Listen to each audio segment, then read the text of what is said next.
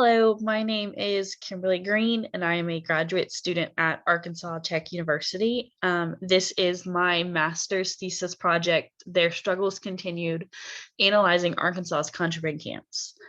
I use the University of Arkansas Special Collections throughout this research. And this was a part of the graduate student speaker series that they asked me to be a part of. And so this is about my research. Like I said, my name is Kimberly, and I'm a student at Arkansas Tech University. This project is one that's really important to me. I've always enjoyed learning about the Civil War. This project was born out of the curiosity surrounding contraband camps, emancipation, and the African American experience. Like I said, I've enjoyed the Civil War since I was in middle school, and I always felt like it was something that I would continue to explore throughout my education. Some of the questions that I asked reading scholarship on contraband camps were from Jim Downs' Sick from Freedom, African American Illness and Suffering During the Civil War and Reconstruction. And also Amy Morrill Taylor's Embattled Freedom Journeys Through the Civil War's Slave Refugee Camps. Both of these books discuss the contraband camp experience. Downs's book is a more broad focus about camps throughout the state. And Taylor's is too, but she looks at three camps, and one of them is Helena, Arkansas. And in this project, I discussed Helena to set the groundwork for this research. And the special collections that I used from the University of Arkansas were imperative to kind of setting the stage for Helena and describing the landscape there.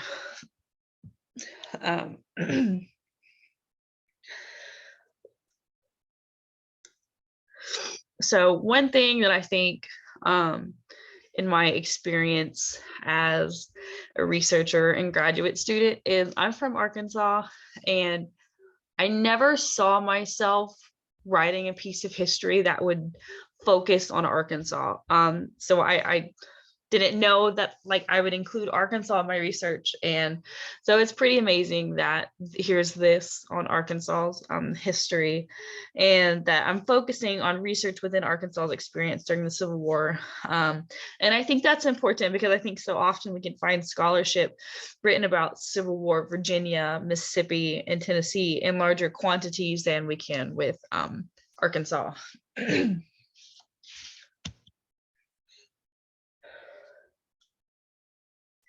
So the abstract for my research. So this research examines the effectiveness of the United States government during the war and the plight of Black Arkansans.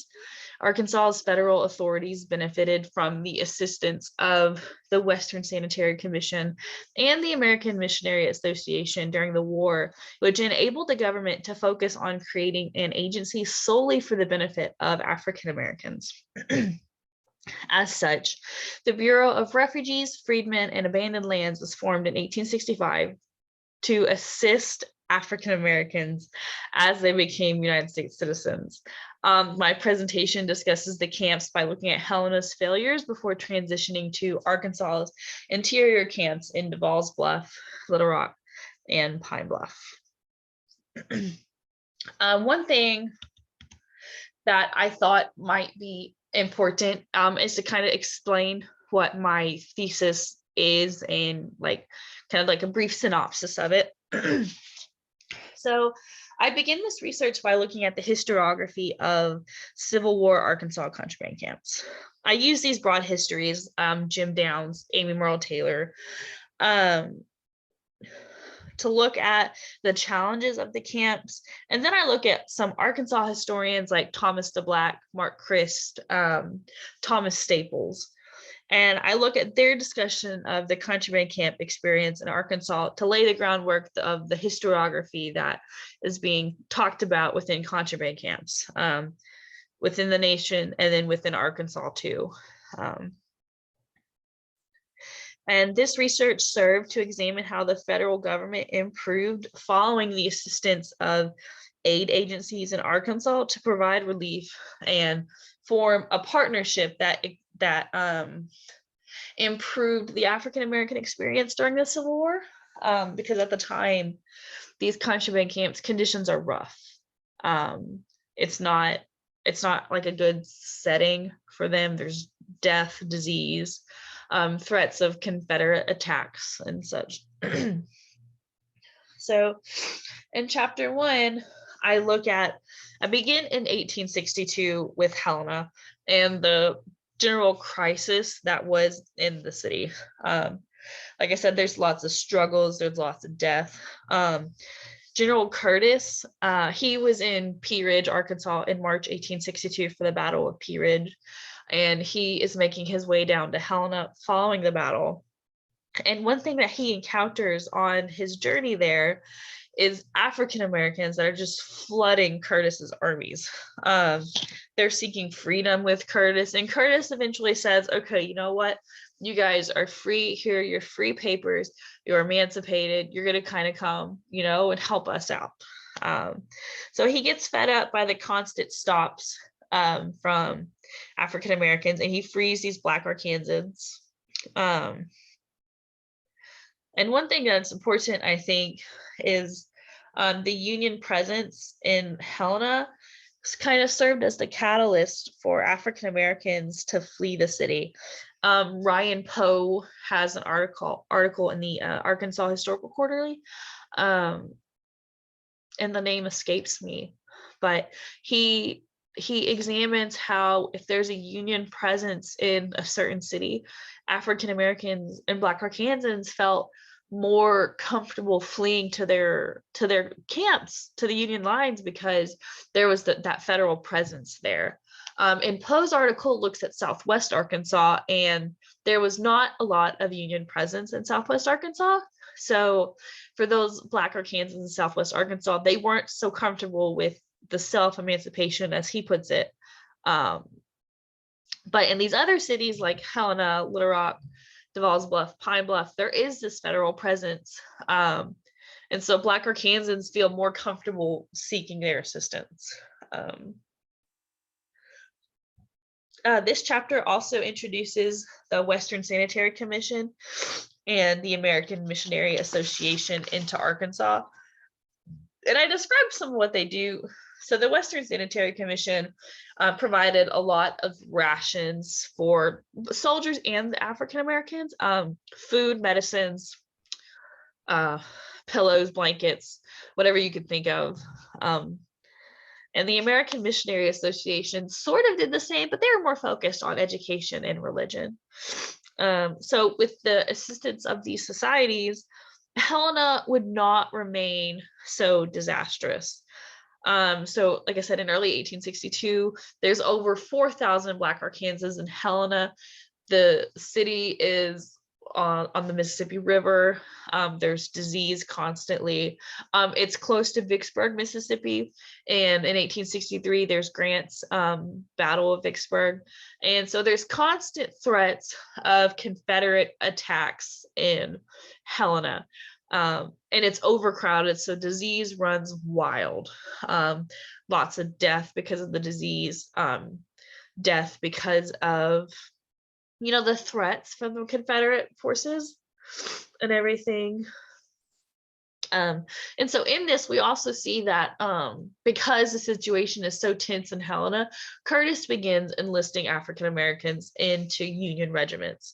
And so we see certain African descent regiments being mustered into service in Helena. So, and one thing that I like point out within this chapter is that Helena served as what the Union Army needed to not do at the expense of Black Arkansans' lives. So they needed to improve. This chapter is the chapter where the majority of the sources from special collections helped illustrate the reality of Helena. I used Minos Miller's letters frequently because he was stationed in Helena and in Little Rock. I use his letters heavily here because he's writing about everything that's going on. He's writing about the sickness. He's writing about African American troops. He's writing about arming African Americans in Little Rock. He writes about some African American troops guarding rebel prisoners. And he also talks about African Americans getting their rights to vote. So Miller's letters were a great resource. And then I also use Brigadier General Frederick Steele's papers from special collections in this chapter too. And I'll go into that here in a little bit later.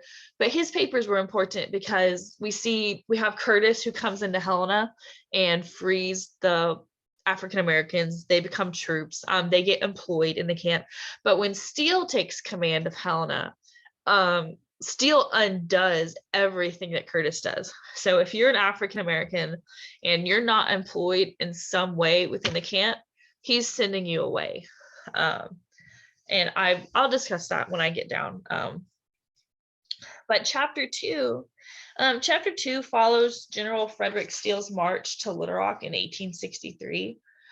This chapter shifts to the camps in Devall's Bluff, Little Rock, and Pine Bluff. And I want to point out that there's more camps in Arkansas. I believe there's one in Magnolia. There's a small one up in Fayetteville. And there's one in Fort Smith. But for the purpose of this research, I didn't look at those and I couldn't find much written about those camps. So I found more about these. I'm sure there's stuff out there. But anyway, so Steele's march, he went into Devall's Bluff first, and then he went into Little Rock, and he stops in Little Rock. And he doesn't go into Pine Bluff. But I found a lot of evidence about Pine Bluff's contraband camps, and it's unique. And I think even though it's not on Steele's route, it deserves discussion. It was unique. General John Eaton, he even wrote in an 1864 report that Pine Bluff's camps, out of all the camps in Arkansas, Pine Bluff had the best facilities. So in this chapter, it looks closer at some of the contributions of the Western Sanitary Commission and the assistance they offered. One thing that's really important, well, not important necessarily, probably important, but really interesting is the Western Sanitary Commission set up soldiers' homes. And these soldiers' homes sort of acted, the best way that I can describe it is a hotel. They were staging points along Steele's route. So they provided lodging, food, entertainment for soldiers and African Americans. The Western Sanitary Commission was not turning anybody away from these soldiers' homes. And one way that the Western Sanitary Commission described them was as staging centers for Steele's army as he made his way to Little Rock. And so these homes from the Western Sanitary Commission provided some relief. Didn't matter who you are, you were going to receive assistance one way or the other. So that's really interesting. And I learned that that's something that's relatively unheard of. So these soldiers' homes I found were just like casually talked about, but they did a whole bunch for both the soldiers and for Black Arkansans and refugees. Nobody was turned away. And one thing that I noticed, and I discussed throughout this chapter, is the functioning of the contraband camps in Devall's Bluff and Little Rock and Pine Bluff, and even Helena. Helena doesn't remain so terrible. But one thing that I noticed is that the function of the camps improved as the army moved westward into Arkansas, and they learned how to better manage the influx of Black Arkansans. So this chapter really looks at the Union Army inside the contraband camps, working alongside the Western Sanitary Commission to assist Black Arkansans. And I examined the success of the camps because Devall's Bluff, Little Rock, and Pine Bluff, they're further away from the Mississippi River. They're all on rivers. Devall's Bluff is on the White River. Little Rock and Pine Bluff are on the Arkansas River. But those rivers did not hold the importance that the Mississippi River did. The Mississippi River connects to several states. the Union and the Confederacy were frequently fighting over who controlled the Mississippi. So because of that, these locations in Little Rock and Pine Bluff and Devall's Bluff did not inherit the same dangers as Helena does. And then chapter three is, I think, my favorite chapter. I look away, I take a step back from the danger. I take a step back from the disease and the death and the sickness and of everything of the camps, of all 4 of them. And I look at education in the camps. One thing that was really important, I think, to Black Arkansans was the ability to be literate. So education in these camps was really important. I look at the assistance within the camps from the American Missionary Association instead of the Western Sanitary Commission. In 1865, excuse me, in 1865, the Western Sanitary Commission took a step back to allow the American Missionary Association to handle education and religion for the free people. I think that the American Missionary Association had better resources. They had the teachers for African Americans, and the Western Sanitary Commission, I think, was better at providing the necessary supplies for everybody involved.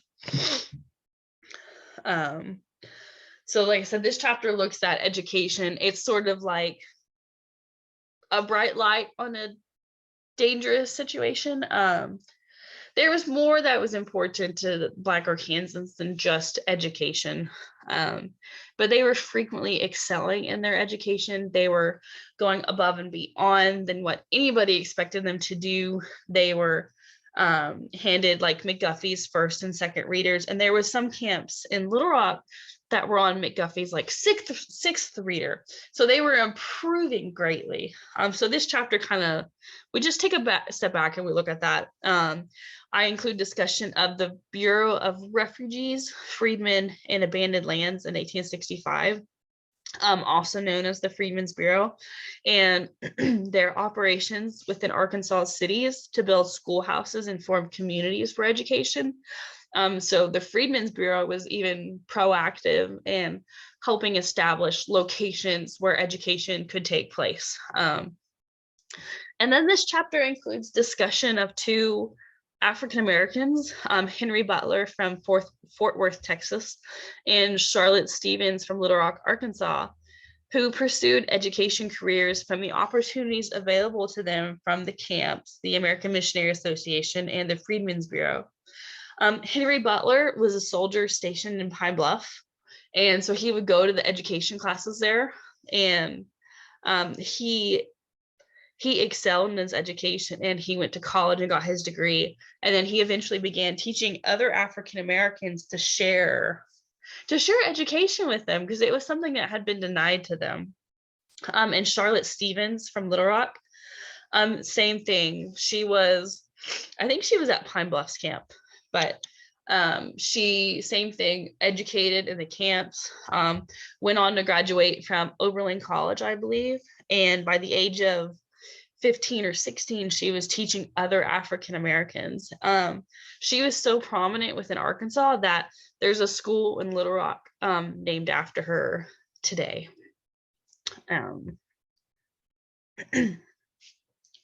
And then I conclude my research by restating how the United States Army assisted with the humanitarian crisis of the war. And I again look at the success of the camps. This thesis viewed the contraband camps, so looking at the original beginning failure of the Union Army and their need for assistance. They needed these aid agencies to come in and help them. And with the assistance of these aid agencies, there was better success for them. I don't look at Reconstruction.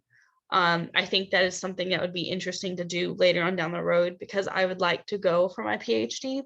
And I think that would make an interesting dissertation to look at the war years and then look at what sort of changes happened during Reconstruction until about 1864.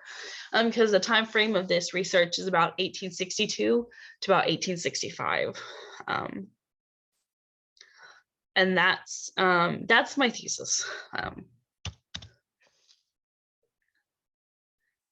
And so kind of circling back to my research journey, it began with current scholarship, Jim Downs, Amy Merle Taylor, and Sandra Manning. Sandra Manning's book was Troubled Refuge. And hers looked at camps in the Eastern Theater and the Western Theater, and hers was a really interesting read too.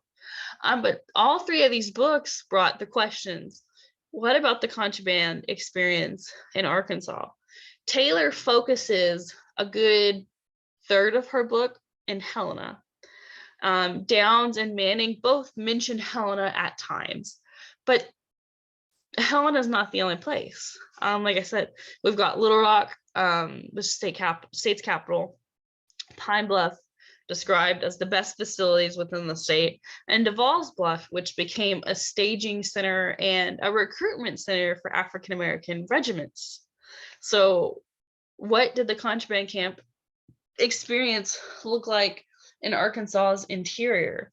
Did other areas of the state provide different experiences? And then my primary sources, I used a lot of Western Sanitary Commission reports, Freedmen's Bureau records, and soldiers' letters in the organization. I think it made the most sense to begin, in Helena in 1862, and then throughout the chapter, the incorporation of agencies into Arkansas's interior during the war years, and examine what that looks like. And then I conclude if the contraband experience succeeded, and I think it did because of the aid agencies in Arkansas. These were the special collections that I used.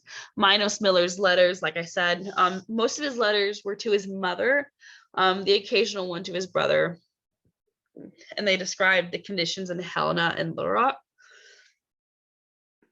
Excuse me. And Brigadier General Frederick Steele's papers. Like I said, these were the charges against Steele for violating Curtis's order of emancipation.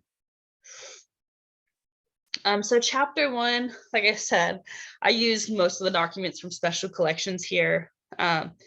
Miller's were most valuable source. He was part of the 54th United States Colored Infantry.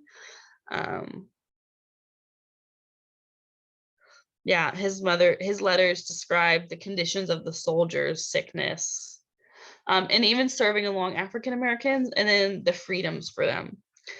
Two of my favorite letters from him, one is dated January 9th, 1863, and he talks about being excited to serve along African Americans. And another was dated April 18th, 1863. And in this one, he talks about soldiers being told that the Army would be arming African Americans. Some other letters of his, I think I've mentioned them already, but another letter was written in Little Rock in 1865, and it mentioned the possibilities of African American men having voting rights. And then another letter from Miller was about African American troops guarding rebel prisoners. So he was really there and saw the opportunities that Black Arkansans had because of the war, and he documented them. And I think I'm really glad that special collections had them, because I read almost every single one of them, and I don't know where I'm going with that. His letters are great. They were a great source. And then the document I got from Frederick Steele's papers, I used this to gather information about the tense atmosphere of Helena. And so, like I said, when General Curtis entered Helena from Northwest Arkansas, he brought along emancipated African Americans and gave them refuge in the camps. And only a few short months later, when Steele took command of Helena, he undid Curtis's progress of emancipating African Americans. So this source included testimony from those who were told to ignore Curtis's orders, and Steele told them, "You return any African American back to their owner." And so this included testimony from several that were involved in that. And I think this was important to include because it shows that Steele places himself as not in favor of emancipation. He's very clearly against, well, I shouldn't say that. Steele ignores the emancipation of African Americans. They need to go back to their owners, essentially. So we see the separation of families. If you weren't employed in some capacity by the Union Army, you were done, and still separated you. Excuse me. So this was one of my favorite letters, like I mentioned, Minos Miller, January 9th, 1863. And one thing that I quoted from this letter, we got the news last night at 8 o'clock that all the Negroes was free, and them that was able for the service was to be armed and set to guarding forts. I think the Union is safe, and all will be over by the 4th of July. I feel like fighting now. We have something to fight for. This was a letter to his mother about his sense of pride to be fighting alongside African Americans. This letter came after the regiment was told they would begin enlisting Black Arkansans.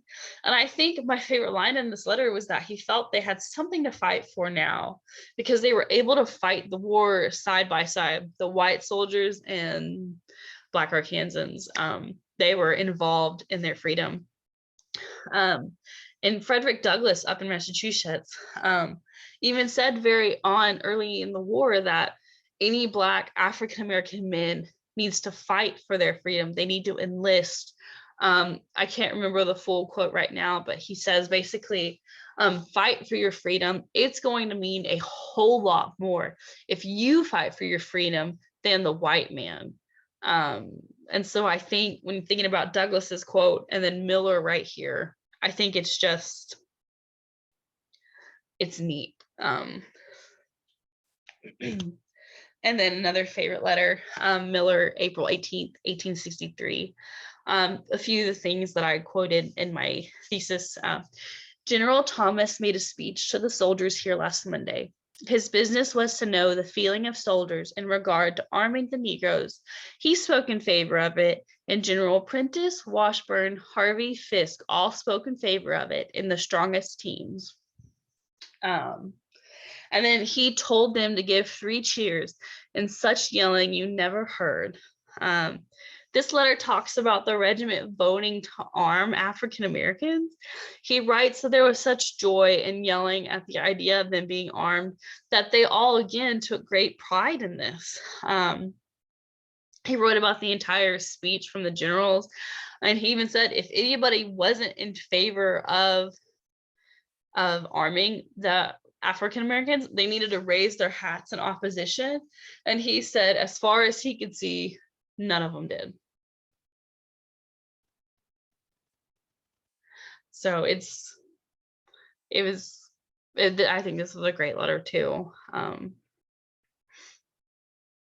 So yeah. But yeah, so these letters were great. So this is just kind of a review of the thesis as a whole.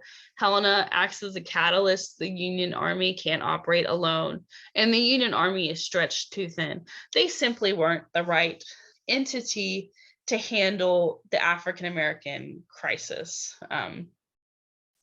As the federal presence in Arkansas increases, the management of the camps improve. The Western Sanitary Commission and the American Missionary Association provided relief for the Black Arkansans and the Union Army. And one thing that's important is Reconstruction is a whole other issue. We know that Reconstruction was terrible and after the conclusion of the war, but that's not something that I really focus on. As like I said, it's something that I would like to look at later on. So this is just a review. Some of the primary sources I used were the soldiers' letters, U.S. Army reports, aid agency reports, and Freedmen's Bureau records. The special collections here. My research focused a lot on a lot of primary source material, and the collections here were great resources, and I'm glad I came across them. I actually didn't know much about Minos Miller, but Bobby Roberts from the Butler Center in Little Rock told me he might be a good person for my research and to look into him, look into Miller's letters, and that the special collections at the University of Arkansas had them.